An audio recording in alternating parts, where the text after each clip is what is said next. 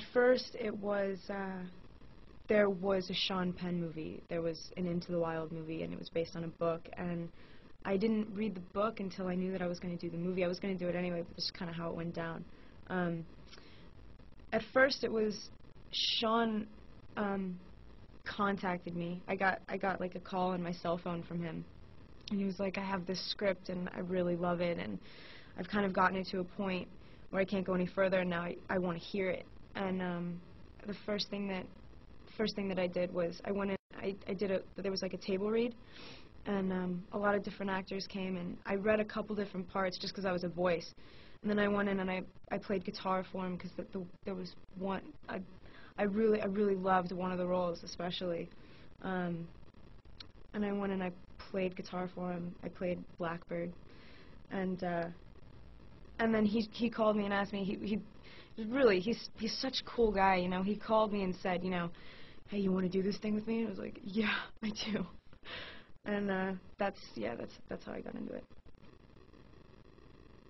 There's a message to it, but the story is driven by, like, you know, all the people that he meets along the way on his little trip. It's like a series of little vignettes, you know. There's really complete stories in the one, you know, whole story of Chris McCandless. And one of them is this girl who he meets briefly in this place called the Slabs, and it's way down south by, like, the border of Mexico and California, and it's this girl, I play this girl, Tracy, who lives there and has lived there her whole life. She's never been anywhere else, and that in itself is a trip because it's such a tiny little place. It's so self-sufficient. I mean, it's about these people. This place is totally about these people who have gotten away from society and who sort of like want to live off the grid, much like Chris, in sort of a different way because they're sort of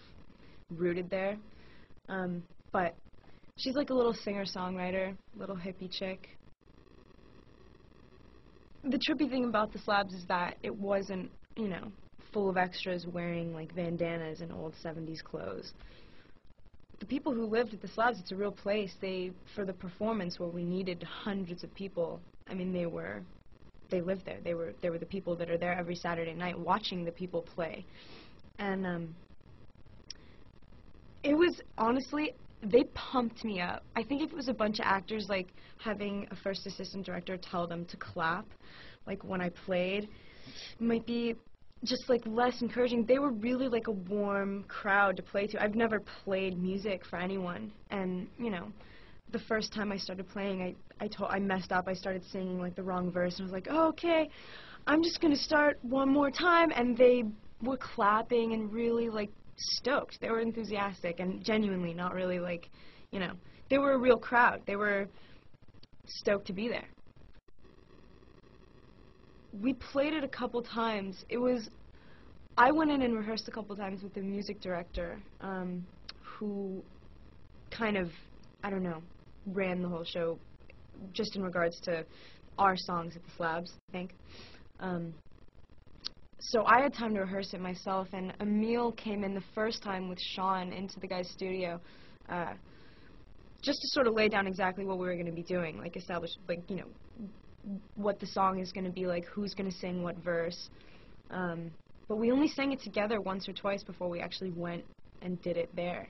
And we also pre-recorded a song that we were going to play back, and we never ended up using it. It was all live, which was intense.